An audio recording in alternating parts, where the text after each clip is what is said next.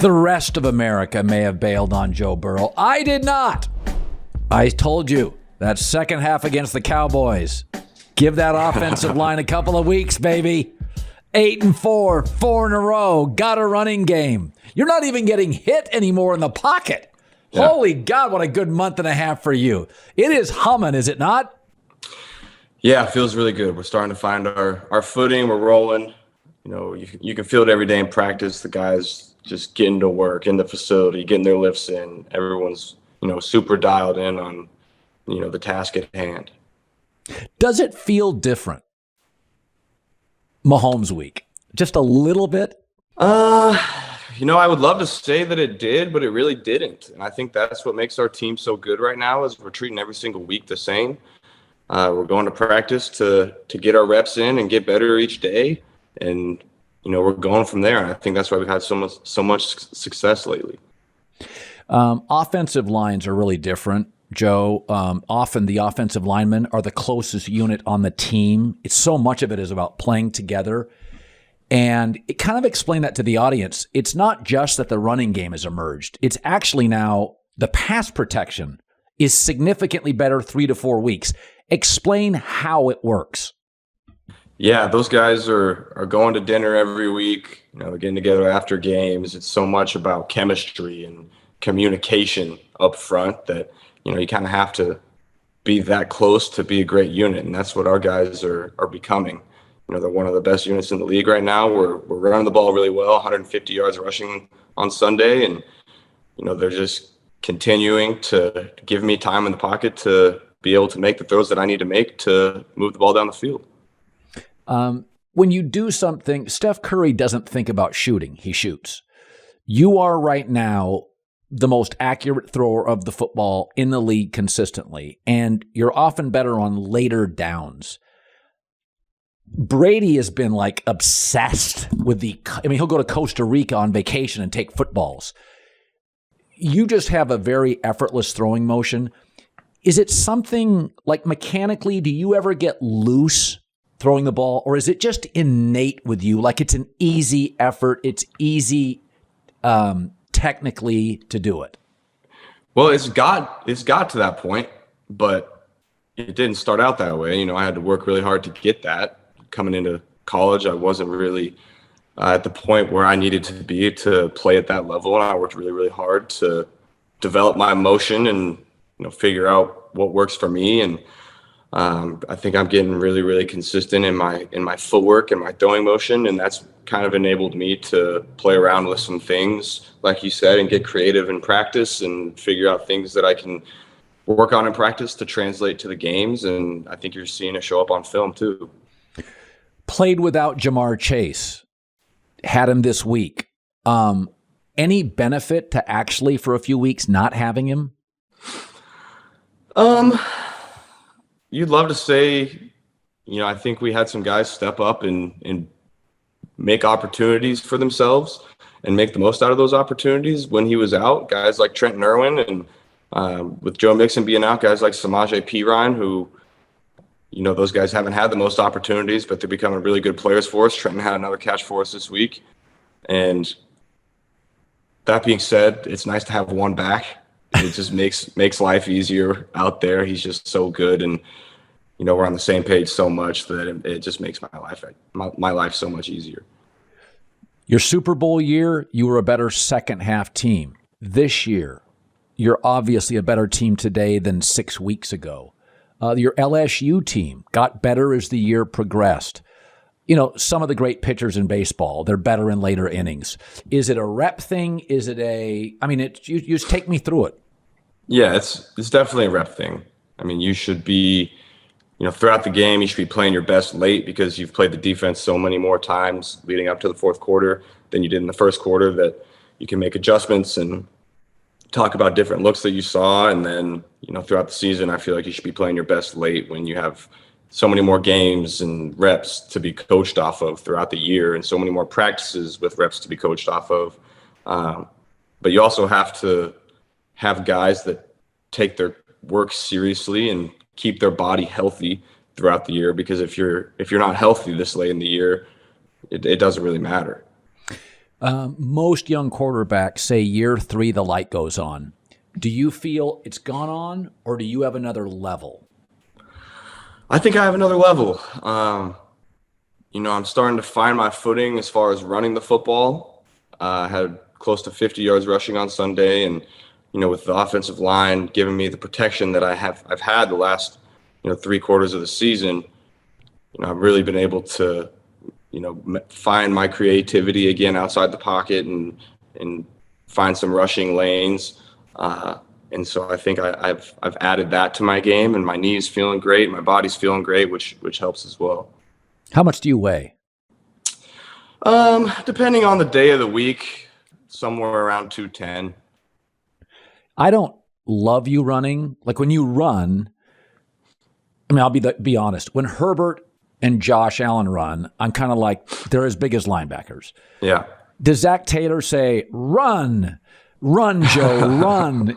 I mean, when I watch you, I get apprehensive. I get anxious. Like, what do they say? Well, we've had long discussions about protecting myself and getting down in certain moments and really understanding when I can and can't take off and try to create outside the pocket. And I think that's where I've made a lot of my growth from my rookie year and early last year, is understanding, what downs I can take off and try to run, what situations I can do that, what situations I can get outside of the pocket and try to create for myself and for my teammates, and when I can't and when I just need to check the ball down or throw it away. And I think I've made growth there. Yeah, I remember when I said coming out of college, I said he reminds me of Tony Romo. Is that good arm, but really escapable. Like, I don't know if I classify it as mobility. He just gets away from people. And a lot of people took that as a criticism. And I was like, I love Tony Romo. I was a huge Tony Romo fan. So the guy we're going to bring on, who has the same first name, the same nickname, and many believe the same style, Joe Montana, was also a guy who was always more athletic than people gave him credit for. So can we bring on Joe Montana? Wait, first, hold on 1 second. I got it. Oh, there you go, baby. You go. Got to get in the mood. It's not like you needed those to be cool. I just happen to have a pair. But Joe, when you played, people never understood. I remember hearing Bill Walsh talk about this. You were way more athletic than you got credit for. Bill Walsh just didn't necessarily want you running around, but did you ever think to yourself, I can dunk a basketball, I can do a three? Did you ever think you never got credit for it? Well, what's so funny is like it's like a catch-22 sometimes. And I'm sure, Joe, I don't know if you've had the same problems, but when you move around a little too much, your linemen start complaining. They go, he's supposed to be right over here so I can protect him. But next thing I know, he's over there. So, but I go, well, you know what? It might be your blocking your guy, but somebody else, I think, had a little mishap. And so, and then when things take a little bit longer, you just try to buy time. You get out of the pocket if you can do it. And guys who can do it, just try to find, I'm not trying to run. I'm not a runner. But I was trying to find ways to get the ball to somebody else as fast as I could do it. Right. Phil Simms said last week, he said Burrow is Montana with a better arm. And I thought, Joe Montana had a good arm. I never thought. It's not hard to have a better arm than I had. But Phil knows because we played him enough times. He saw, he was used to seeing it. Do you see yourself and Joe B? I never really look at things that way. I just enjoy watching. I mean, the things that he does and the way that he carries himself and the excitement he brings to the game. And, the throws that he makes, like he made last week. And congratulations, by the way. Appreciate it. You sit there and you watch and you go, to play the game at that level, you have to be that accurate. And you can do all the things, you can make the right decisions, but if you can't throw the ball where you want to throw it, it doesn't really matter. Like you'll see a lot of guys throwing the ball just a little behind and the ball gets knocked down. And it's understanding throws too that I think that he has. is that, you got guys running across the field and the guy's right on his back. Now, that guy in the NFL, he's open. Now, if I throw the ball hard on the line, the DB has a chance to knock it down. But if I throw it soft out in front of him and he runs into it, different story. You can still get the completion. And I see him do those types of things. And a lot of the quarterbacks today, it's always about how strong their arms are and how hard they can throw it. They throw the same pass every down. And then they wonder why balls get knocked down. Because, those guys over there get paid to be close to your receivers. And, I always would say, like, you get in high school, you guys 3-4 yards open, right? In college, it's down to like 2 feet behind and they consider a guy open. And you get in the NFL, guys are running right next to each other. That guy's open. It's up to the quarterback to figure out how to get him the ball. And that's what's the difference in guys like Joe. I want to go back to Joe Burrow. What I noticed, because I'm in my 50s, is the accuracy and the size are very similar. Mm-hmm. But there's also, and this is really rare, even the great Peyton Manning, I would watch his feet. He was called a teeth clencher. Peyton could get really intense. Mm-hmm. Your John Candy story is legendary, is that Joe B has I have a sense that it's like a race car driver and his heart rate lowers in the turn. And I think a lot of that's innate. I don't think you can teach that. Some people are anxious, some people are not. You're both called Joe Cool. So I want to go to you, Joe B. Do you develop that? Because I see it as a TV viewer. Your feet don't change. I almost think you're more accurate. Was it like that in high school? Yeah, I've kind of just always relished the moment of, whatever sport I was playing growing up, whether it was basketball, baseball, or football. I just kind of like being in that moment and having the game come down to putting the bat in my hand or taking the final shot or, 2-minute drill. I just always felt like I gave us a good chance to win when I was at that point in the game with that opportunity. It's interesting. That's perfect. It's perfect, though. And when you hear everybody talk that's in the position he's in, no matter what sport, if you don't want the ball or you don't want to be up to bat, your chances of success are not very good. And just the example of what his throw at the end of the game, not only was it into a tight hole, but there was a guy right here, and when he's behind you, you can feel him, but you can't see him. But when he's here, you can feel him and see him and know you're going to get hit.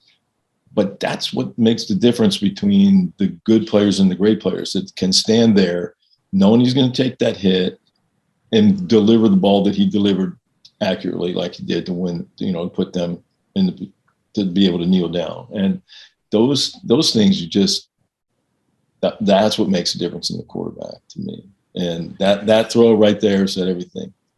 And I think it really starts with, the preparation throughout the week and the preparation throughout the off season, not just film watching and practice, but, in the off season, getting your workouts in, not missing any days, following your routine to a T. And that gives you the confidence in yourself to go out and be able to make the plays in those situations. You're not worried about what coverage it is or are my feet going to be right. You just fall back to the level of your training.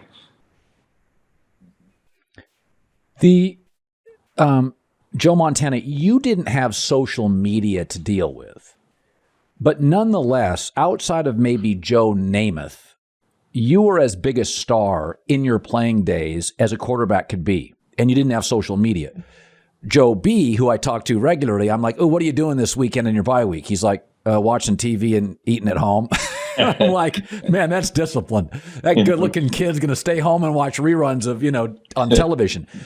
And I want to ask, Joe, when you look at what Joe Burrow deals with, Twitter, social, talk radio, would you have handled it as well as him? Well, I think one of the things that was great about Bill Walsh is he helped you handle the little things that that we had to deal with.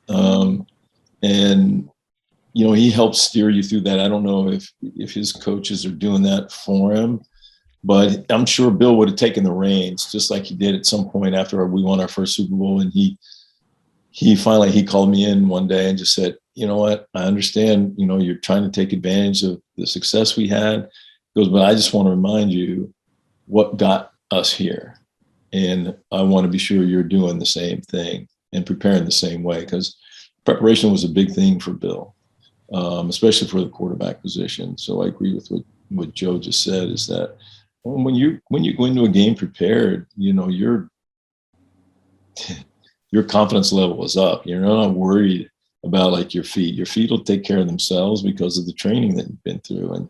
And Bill probably would have had something to do with social media. He would have found somebody, if you didn't find it yourself, to go handle it for you, and take the pressure off of you having to look at it and be on it and do it. What am I going to do? And taking photos and trying to be somewhere that it's just like everybody was saying, well, I got involved in the venture community after I retired. I probably missed a lot of opportunities while I was there because I didn't pay attention to it.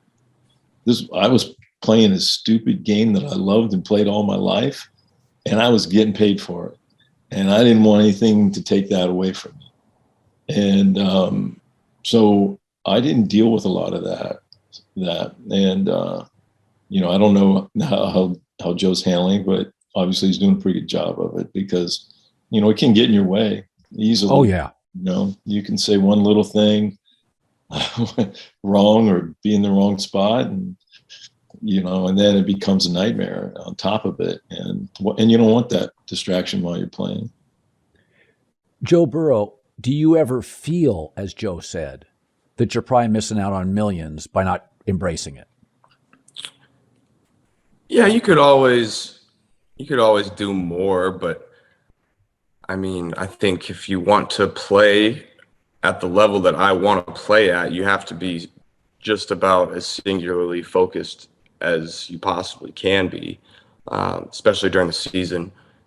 You can't have any outside distractions. And what's great about my family and friends is that they understand that, and that's how I want to be, and that's how I am during the season. And so my family really helps take care of tickets and parking and all that stuff, so I don't have to deal with that, and I can just be singularly focused on the performance on Sundays. The similarities you guys have are really striking to me. You're about the same size. Joe Cool, the nickname, the tempo and the style, stylistically, optically, look the same. You also both have a dominant number one receiver. It's crazy that Joe B played with Jamar in college, told the front office, I know we need an offensive lineman, get me Jamar Chase. Joe, I want to go back to Joe Montana, though. Jerry Rice, none of us saw him play in college. It was like Mississippi Valley State. Nobody had heard of him. So Joe Burrow, you knew instantly how good Jamar was. Other Joe, how long did it take with Jerry Rice? Small college, none of us saw him play. Before, was it a practice when you went? Yeah. Oh, Lord. Oh, Lord. It became a work ethic thing, which is, we had already won 2 Super Bowls, and you think you have a pretty good work ethic. And, Bill's talking about this wide receiver he found, and he brings him in, and, the first day or two of practice, I mean, seriously, balls are hitting him in the face, bouncing off his shoulder pads. He's dropping, but he catches a first pass, and it's like 60 yards to the end zone. He sprints 60 yards and scores a touchdown. And so you sit there and everybody's going, oh, geez. Because, when you're in practice, you throw the ball to the wide receiver, they're taught to make that move and go up the field 10 yards or so and come back. Jerry, every time he touched the ball, he'd score a touchdown. He didn't care if it was 9 yards, 90 yards. And then so it became a habit in the game. All of a sudden, now he's scoring touchdowns. And you say, is it a coincidence that he's the NFL's all-time touchdown reception leader by a big margin still? And you say, no, that's what he did every day of practice. And here we are thinking we had pretty good work ethic until we saw Jerry. And then Jerry, becomes catchy, and on goes to John Taylor. He's throwing the ball to John Taylor, and he's doing the same thing. And then, the sad thing for me is John Taylor could have been Jerry Rice if we didn't have Jerry Rice. I mean, here's a guy that went 2 times 90 plus in the same game.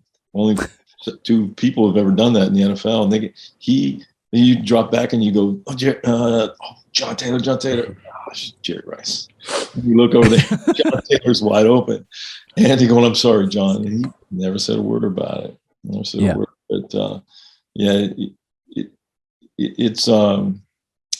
it took a little bit, and then all of a sudden he had a really weird way of getting behind you. He had a long stride, upright, and I don't know what it was, whether people misunderstood his speed, but man, he'd get to the post in a heartbeat. And so. What's interesting, Jamar Chase had drops in his first camp. Remember Joe B? And if I recall, people questioned Jamar's speed. Did they not? Well, I mean, just hearing him talk about Jerry Rice and how he's talking about how he just had a way of getting behind people. It just is so similar to how Jamar plays. I mean, he just has a way of getting on your toes and getting behind you on a go ball. I don't know. I've never really seen it before. He's just uncanny the way that he does it. Okay, Joe, I want to tee you up. The Guinness Gives Back program, and Joe Burrow is joining the program. Tell our audience, if you could, exactly what this is.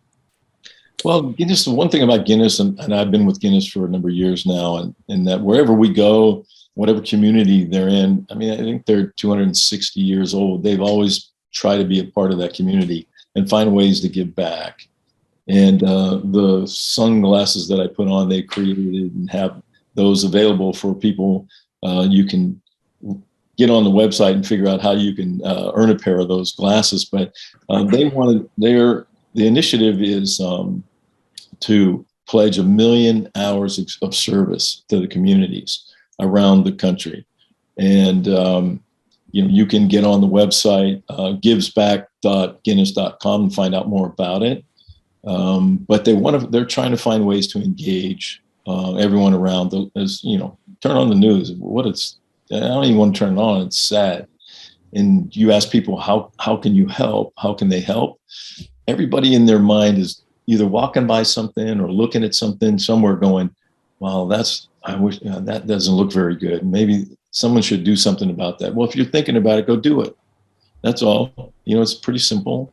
And just give back to the community that you're living in. And, there's plenty of people out there that need food and clothes and help and whatever it might be. And we do a lot of things for children's charities, which is big for us and the whole family. Jennifer keeps everybody going in that direction, which has been great. And so we're just out there, and they had this great idea of bringing some youth into the mix. And Joe's a perfect fit. And they came up with the campaign, and sounded great to me, and I'm obviously to Joe, because he's now a part of that Guinness family. And he'll soon find out, how close they are. One of the biggest reasons I wanted to join this was because they made a sizable donation to my foundation to help jumpstart it. And, they've done a lot of work with food insecurity, which is obviously very close to my heart. Talked about it in my Heisman speech, and it affects the area where I'm from. And so it was really a no-brainer for me. They donated $250,000 to help my foundation that I think will help a lot of people. And so it was a perfect fit in my mind. If you'd like to make a pledge, go to givesback.guinness.com, givesback.guinness.com. Well, both of you, absolute pleasure. Joe Burrow, congratulations. You beat the Chiefs. Do you remember, Joe Montana, give me a memory of your Kansas City days, because most young people know Joe Montana, 49er, the rings, the championships. Do you have fond memories of KC? love there. The people, we lived around, the people in the community. And I still remember the first time you running on the field as a Chief. And we were getting ready to play our first home game.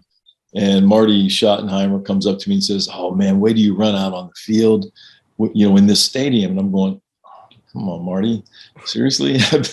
We won 4 Super Bowls and run out on the fields. And, he goes, "No, I'm serious." But there was something about the electricity in that stadium as a home field participant. And when the whole stadium at the end of the national anthem, and it says, "And the home of the brave," the whole stadium says, "And the home of," they all say Chiefs as loud as they can. It gives you goosebumps still to this day, just thinking back to those days. It's a fun place to play. I don't know if it's a fun place to play as an opponent. It's pretty loud. And what the heck, the barbecue is pretty good too. Yeah. The Midwest fans really appreciate their football. They go to these LA fans, if it's windy and 62, they stay home. You know that. I know that. Yep. Been there. All right. Thanks, guys. I appreciate it. Thank you. Good luck, Joe. Thanks, Joe. Appreciate it. Thank you, Joe. See you soon. Yep.